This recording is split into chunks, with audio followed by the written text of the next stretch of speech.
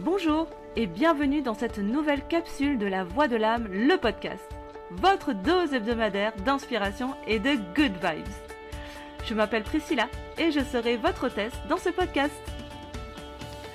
Je suis coach énergétique, médium et créatrice de méditation guidée en ligne. Et dans ma vie d'avant, j'étais infirmière et j'adorais ça. Même si je ne trouvais pas toujours du sens dans tous les aspects de mon activité et de mon existence. Après un burn-out, le regard que je portais sur le monde a changé et j'ai compris que je n'étais pas si épanouie et heureuse que je l'imaginais. Alors a commencé une longue quête intérieure qui m'a menée sur différents chemins, aussi captivants qu'enrichissants. Et après 13 années d'exercice, j'ai décidé de tout quitter, mon activité, mes patients, mon cabinet, pour me choisir et surtout choisir d'écouter enfin la voix de mon cœur et de mon âme. Aujourd'hui, j'accompagne les audacieux et les audacieuses de ce nouveau monde à dépasser leurs peurs, les limites qu'ils se sont fixées et à faire exploser leur plafond de verre pour les aider à oser rêver grand et se créer une vie plus épanouie, pétillante de joie et qui fait réellement sens pour eux. Je les aide à revenir dans leur puissance et leur plein potentiel afin qu'ils osent, à leur tour, occuper leur place dans le monde depuis l'espace du cœur et ainsi rayonner leur lumière librement. Chaque semaine, je vous partagerai mes réflexions, mes clés, mes meilleures astuces dans le domaine du développement personnel et spirituel, mais aussi en santé naturelle, le tout avec une bonne dose d'inspiration et de good vibes pour vous donner l'élan de vous reconnecter à votre tour, à la voix de votre âme et de votre cœur, et ainsi revenir dans ce qui vous rend si unique et illimité. Vous êtes prêts ? Belle écoute! Hello et bienvenue dans l'épisode 6 de La Voix de l'âme, le podcast, ta dose hebdomadaire d'inspiration et de good vibes pour t'aider à oser rêver grand et te créer ta vie extraordinaire. Alors je suis ravie de t'accueillir aujourd'hui dans cette nouvelle capsule, j'espère que tu vas bien, que tu as passé une belle semaine et que tu arrives ici en forme, en tout cas le plus possible. Moi de mon côté je suis super contente de te retrouver aujourd'hui. Et si jamais tu ne me connais pas encore et que tu me découvres à travers cet épisode, déjà bienvenue. Je m'appelle Priscilla, je suis coach énergétique, médium et créatrice de méditation guidée en ligne et je serai ton hôtesse dans ce podcast. Alors attention, spoiler alert les amis, aujourd'hui je t'emmène dans une capsule philosophique, je t'annonce déjà la couleur. Mais j'avais envie de te partager en fait une réflexion que je me fais régulièrement. Et j'avais envie de te partager, parce que peut-être que tu te poses aussi la question, ou peut-être pas du tout, et j'avais envie de t'amener en tout cas à poser de la conscience là-dessus. Pourquoi ? Parce que si tu ne me connais pas, à force de me suivre, tu découvriras que je suis très sensible en fait à la puissance des mots et à la façon dont ils sont utilisés, et de l'impact qu'ils peuvent avoir sur notre corps, à travers par exemple les mots que l'on va utiliser pour parler de soi ou de se parler à soi-même, mais également les mots que les autres vont nous renvoyer et quel est leur impact parfois sur notre corps physique mais aussi sur notre état d'esprit. Et pour cela, j'avais envie de mettre en avant une expression qui, moi, me saute quand même beaucoup aux oreilles et de plus en plus d'ailleurs à mesure que le temps passe. Et je suis sûre que toi aussi tu l'as déjà entendu au moins une fois dans ta vie, qui est la suivante. Il faut gagner sa vie. Alors, moi, cette expression, personnellement, elle m'a toujours questionnée. Comme si quelque chose sonnait faux, en fait, à l'intérieur de moi, quand j'entends cette expression. Je sais pas, il y a quelque chose, mon corps m'envoie des réactions, enfin, en tout cas, se manifeste d'une certaine manière. Et j'avais envie de parler de ça aujourd'hui parce que j'ai quand même la sensation que cette expression, elle est lourde de sens. Elle a un impact quand même important sur différents points que je vais t'exposer dans cet épisode. Donc si tu es prêt, si tu es prête, et ben c'est parti, on y va. Donc moi quand j'entends cette phrase, je me questionne énormément, je te l'ai dit, ça fait vraiment un bout de temps que cette expression me saute aux oreilles et que je me demande finalement, qu'est-ce qu'elle veut dire vraiment cette expression dans le fond ? Qu'est-ce qu'elle sous-entend surtout ? Et quel est son impact sur notre façon de voir le monde et de créer notre réalité. Surtout quand on est dans une démarche de poser de la conscience sur notre réalité justement pour la créer depuis l'espace du cœur, mais aussi sur la façon dont on va se positionner face à la vie, parce que quand même, il faut gagner sa vie, quoi, tu vois. Donc, comment est-ce qu'on se positionne face à la vie si on doit la gagner? Et dans le fond, est-ce que ça voudrait dire que nous venons au monde dans le but de mériter cette vie, comme si on devait lui être redevable? Est-ce qu'il faudrait gagner le droit d'exister et d'être en vie? Tu vois, tout ça, c'est le genre de questions, je me les pose vraiment régulièrement et j'avais envie de te les poser aussi à toi, tu vois. Finalement, est-ce que la vie se mérite vraiment? Comme si, finalement, on gagnait à la grande tombola de l'univers et qu'il fallait en retour se montrer redevable ad vitam aeternam, par exemple. Est-ce que cette vision est vraiment alignée avec l'énergie d'amour inconditionnel que vibrerait l'univers? Tu vois, tout ça, ce sont des questions que je me pose quand même beaucoup. Et moi, je t'invite vraiment à te connecter à ces questions et à voir comment ça se manifeste en toi. Et finalement, en partant du postulat que, oui, admettons, il faudrait gagner sa vie ou la mériter. Tu prendras le mot que tu veux, hein, mais c'est l'expression la plus utilisée, on va dire, et voilà, qui est familière pour nous tous. C'est voilà, il faut gagner sa vie. Bah, comment la gagner finalement? Par quel biais? Est-ce que ce serait par le biais du travail? Le niveau, la qualité du travail que l'on va faire, le niveau de reconnaissance sociale, par exemple, de ce travail, de ce métier? Est-ce que ça se passe à travers le volume d'argent que l'on peut accumuler dans une vie? Est-ce que ça se passe à travers nos actions? De quelle manière, en fait, est-ce qu'on va savoir que l'on a gagné sa vie, finalement? Et si, finalement, il n'y avait rien à mériter? Et si le simple fait d'être venu nous incarner sur Terre, d'être en vie, était suffisant? Et si finalement le simple fait d'être en vie n'était pas un dû, mais plutôt un état? Alors si tu as écouté le dernier épisode sur la santé naturelle où je te parle d'Ayurveda, je te parle des différents principes dans la tradition védique. Et le premier principe est le suivant. Le bonheur est un droit naturel et inné à tout être vivant. Donc je te le répète, le bonheur est un droit naturel et inné à tout être vivant. Okay. Et moi, ce principe, je l'adore. Pourquoi? Parce que il vient réveiller une fluidité à l'intérieur de moi et je sens, pour le coup, que ça résonne juste, tu vois.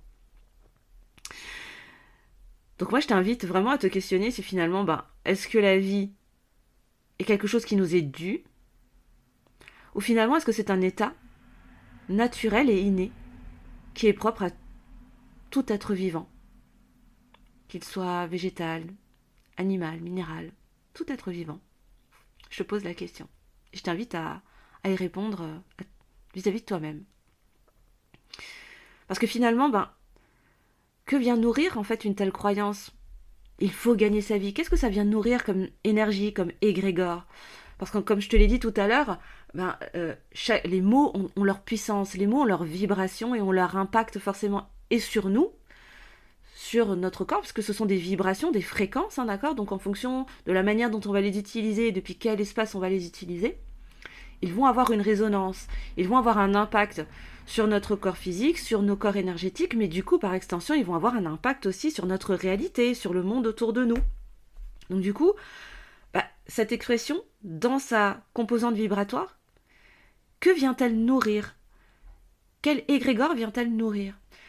Parce que là, en fait, quand je me questionne sur cette expression, c'est comme s'il y avait une obligation de prouver que l'on a mérité notre place ici-bas. Moi, c'est comme ça, dans ma vérité, bien sûr. Après, tu prends pas. Hein. Tu prends si ça résonne pour toi, bien évidemment. Mais en tout cas, moi, dans ma vérité et dans ma grille de lecture, c'est ce que j'entends quand je me pense sur cette expression, sur cette phrase. Comme si la vie, en fait, qui circulait à travers nous était due. Mais alors, envers qui, envers quoi sommes-nous redevables, finalement?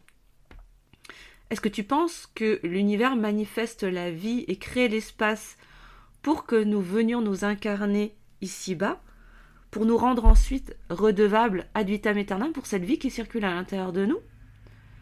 Est-ce que tu penses que cela part depuis un espace d'amour inconditionnel? Alors moi perso, j'ai pas la sensation, en tout cas, c'est pas ce que ma guidance intérieure me dit. Bien évidemment, je n'ai aucune vérité absolue, hein. Moi, je te délivre juste comment ça vibre à l'intérieur de moi et vois si c'est en phase avec ce qui vibre à l'intérieur de toi. Parce que finalement, en partant de ce postulat, cela engendrerait quoi chez nous? Eh ben, moi, j'ai l'impression, en tout cas, quand je m'interroge, ça vient réveiller de la culpabilité à l'intérieur de moi. La culpabilité d'être en vie, finalement. Qui nous amène à courir après une certaine forme de reconnaissance extérieure qui nous permettrait de valider que nous méritons d'être vivants. Et finalement, comment savoir que l'on a bien gagné sa vie? Quels seraient les indicateurs qui nous diraient que c'est bon, on a réussi, on a bien gagné notre vie, on l'a mérité? Et puis, qui définirait ces indicateurs?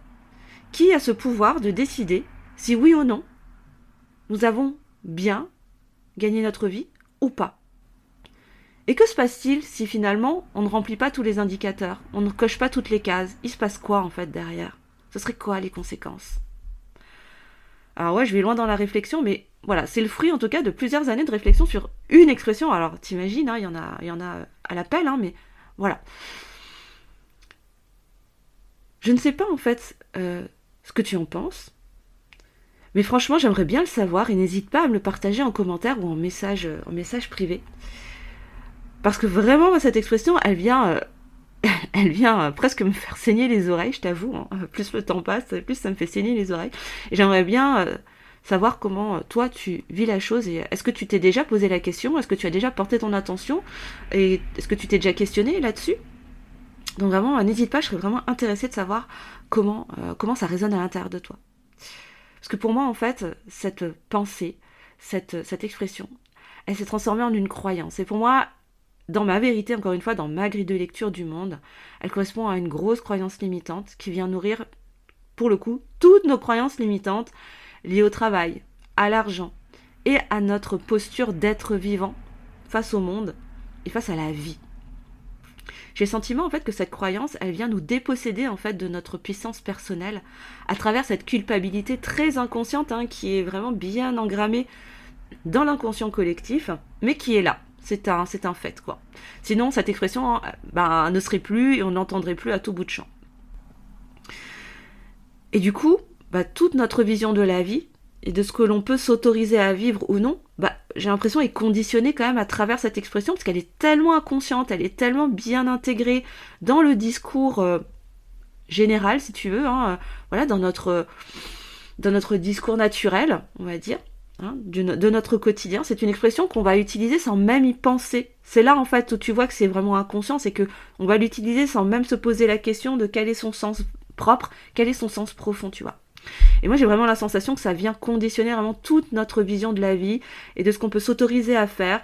Elle vient même presque, à mon sens en tout cas, conditionner nos plafonds de verre en fait, tu vois, nos limites, nos freins. Alors moi j'ai envie de te demander maintenant, comment est-ce que tu te sens après avoir écouté tout cela? Comment ton corps réagit en entendant ce que je viens de t'exposer? Sans chercher à juger, juste en observant ce qui se passe en toi. Parce que moi dans cet épisode, j'avais envie déjà de te partager cette réflexion qui me suit depuis vraiment longtemps et j'avais envie de t'amener à t'interroger également à ton tour et peut-être étendre ta réflexion sur d'autres expressions qui toi te sautent aux oreilles et t'interrogent peut-être. Mais surtout, j'avais envie de venir interroger ta propre guidance intérieure, ta boussole intérieure. Parce qu'à travers ma pratique, dans mes coachings, dans mes accompagnements, c'est ce que je fais en fait. C'est une de mes missions à travers Luminescence et à travers mes accompagnements de coaching, c'est d'aider mes clients de cœur à se connecter à leur boussole intérieure, à la voix de leur cœur. Cette voix qui sait déjà tout ce qu'il est possible et tout ce qu'il est vrai pour soi.